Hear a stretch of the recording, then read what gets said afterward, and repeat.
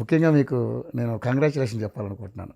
ఎందుకంటే హ్యాట్రిక్ దిశగా నేను మీ నియోజకవర్గాన్ని కొంచెం సెర్చ్ చేస్తే నాకు తెలిసిన అంశం ఏంటంటే మీకు పెద్దగా ప్రత్యర్థులు కానీ, అదేవిధంగా రెబల్స్ బెడద కానీ, అదేవిధంగా మీ పార్టీలోనే అంతర్గత కుమ్ములాట్లుగా నాకు పెద్దగా కనిపించలేదు. కారణం ఏంటి? ఎందుకు అంత జాగ్రత్తగా అతి చిన్న వయసులో ఇవన్నీ ఎలా మెయింటైన్ చేసుకుంటూ వస్తున్నారు మీరు? మీరు ఒకసారి ఇచ్చాపురం నియోజకవర్గం నైసర్గిక స్వరూపం మీరు చూసినట్లయితే మొట్టమొదటి నుంచి కూడా తెలుగుదేశం పార్టీకి ఇది కంచుకోట అయినటువంటి నియోజకవర్గం. దాదాపు దశాబ్ద కాలం అంటే 2014 నుంచి ఇప్పటి వరకు కూడా నేను ఎమ్మెల్యేగా ఉన్నాను. ఎక్కడ కూడా ఒక ఫ్యామిలీ బాండింగ్, కార్యకర్తలతో మాకున్నటువంటి అనుబంధం మొదటి నుంచి కూడా మా నాన్నగారు స్వర్గీయ బెందలం ప్రకాష్ గారికి ఉన్నటువంటి ఆ అటాచ్మెంట్ వల్ల ఇక్కడ అంతా కూడా ఒక కుటుంబ వాతావరణం ఉంటుంది. ఇక్కడ ఒక ఎమ్మెల్యే అని కానీ లేకపోతే ఒక కార్యకర్త అని కానీ అటువంటి భేదాభిప్రాయం ఎక్కడ కూడా లేకుండా ఈ 10 సంవత్సరాల నుంచి కూడా ఒకే టెంపోతో ముందుకు వెళ్తున్నటువంటి పరిస్థితుల్లో ఈరోజు మాకు ఎవరు కూడా రెబల్స్ కానీ లేకపోతే ఇక్కడ ఉన్నటువంటి పరిస్థితుల్లో మాకు ప్రత్యర్థులు in the sense YCP party వారైనా సరే వాళ్ళని మేము గౌరవిస్తాం, ఆ గౌరవం మేము కూడా వాళ్ళ దగ్గర పొందుతాం. కాబట్టి ఖచ్చితంగా ఒక మంచి హెల్దీ వాతావరణంలో ఈ నియోజకవర్గం ముందుకెళ్తుందని మనం చెప్పొచ్చు. సో ముఖ్యంగా చూసుకుంటే మీ నాన్నగారు 83 నుంచి కూడా టీడీపీ పార్టీలో కొనసాగారు.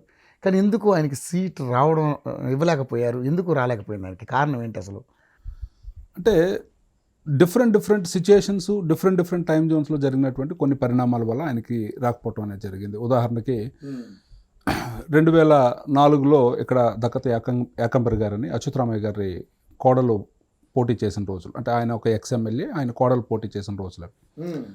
ఆ టైంలో చాలా వరకు కూడా మా ఫ్యామిలీకి వస్తుంది అని చెప్పేసి ప్రచారం జరిగి లాస్ట్ మినిట్లో అయితే ఆ రోజు రెడ్డీస్కి టికెట్ ఇవ్వాలి అనేది ఒక నినాదం అనేది ఆ రోజుల్లో ఉన్నటువంటి పరిస్థితుల్లో ఖచ్చితంగా వాళ్ళకి రెడ్డీస్కి అకామిడేట్ చేయాలనే ఉద్దేశంతో ఆ రోజు ఇచ్చారు. అలాగే ఇంకొకసారి ప్రయత్నం చేసినప్పుడు ఆయనకి రాకపోతే ఇండిపెండెంట్గా కూడా పోటీ చేసినటువంటి సందర్భం కూడా ఒక సందర్భంలో ఉండింది. ఇలా అనేక రకమైనటువంటి సిచ్యుయేషన్స్ ఏమైనా కావచ్చు. కాకపోతే ఏంటంటే పార్టీ టికెట్ ఇచ్చినా ఇవ్వకపోయినా తెలుగుదేశం పార్టీలోనే ఉండటం వల్ల ఈరోజు నాకు అవకాశం వచ్చిందని మనం చెప్పుకోవచ్చు. ముఖ్యంగా చూసుకుంటే మీరు ఇక్కడ టీడీపీ అధికారంలోకి వచ్చింది, అంటే మీరు 2 సార్లు గెలిచారు. సరే, 3వసారి కోసం మీరు చాలా గట్టి ప్రయత్నాలు చేస్తున్నారు. అంత పెద్ద గట్టి ప్రయత్నాలు చేయాల్సిన అవసరం కూడా లేదనిపిస్తుంది నాకు. సో ముఖ్యంగా చూసుకుంటే మరి అసలే కక్షపూరిత రాజకీయాలు చేస్తున్నారు, ఎందుకంటే చంద్రబాబు నాయుడు గారిని ఆ రకంగానే అరెస్ట్ చేశారు అనేది నడుస్తుంది ముఖ్యంగా ఏపీ రాజకీయాల్లో. మరి మీ నియోజకవర్గానికి మీరేమో ప్రతిపక్ష ఎమ్మెల్యే, నిధులు సమకూరే విషయంలో మీ మీద ప్రభుత్వ పనితీరు ఏ విధంగా అనిపిస్తుంది? యాజ్ యూజువల్ మనం మీ ప్రశ్నలోనే సమాధానం ఉంది. ముఖ్యంగా జగన్మోహన్ రెడ్డి అనే ఒక వ్యక్తి వచ్చిన తర్వాత రాజకీయ శైలి అనేది మారిపోయింది. ఎలా మారింది అని అంటే ఈరోజు ప్రతిపక్షాలకి పూర్తిగా గౌరవం లేనటువంటి పరిస్థితి ఈరోజు జగన్మోహన్ రెడ్డి వచ్చిన తర్వాత రాజకీయాల్లోకి వచ్చాయి.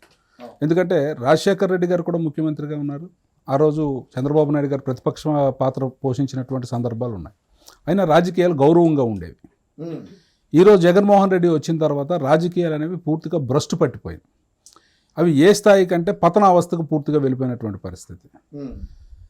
సో ఈ పరిస్థితుల్లో అందరిలానే ఖచ్చితంగా వివక్ష అనేది ఉంటుంది. ఉదాహరణకి జగన్మోహన్ రెడ్డి ఒక అసెంబ్లీలో పెద్దగా గొప్పగా అనౌన్స్ చేశాడు, ప్రతి నియోజకవర్గానికి 2 కోట్లు ఇస్తాను, చంద్రబాబు అని ఏకవచనంతో పిలుస్తూ నీకు ఇస్తాను అని ఒక అహంకారపూరితమైనటువంటి ఒక మాట చెప్పాడు.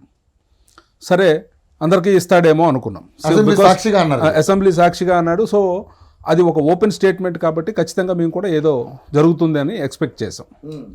ఈ సందర్భంలో ఒక కలెక్టర్ నాకు ఒక లెటర్ రాశాడు, మీకు 2 కోట్లు వచ్చినాయి అని.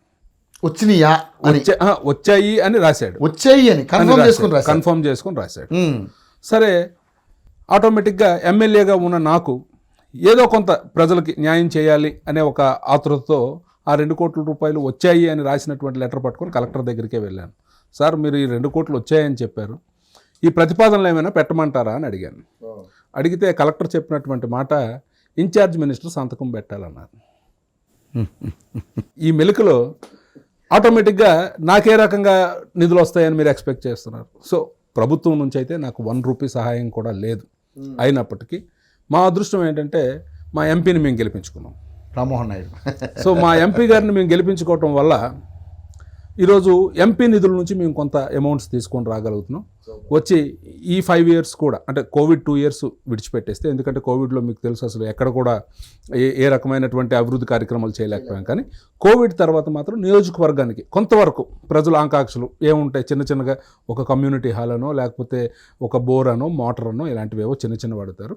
అవన్నీ కూడా ఎంపీ గారి నిధుల నుంచి ఈ ప్రతిపక్షంలో కూడా చేయడం నిజంగా గర్వంగా అనిపిస్తుంది, చాలా ఆనందంగా కూడా ఉంది.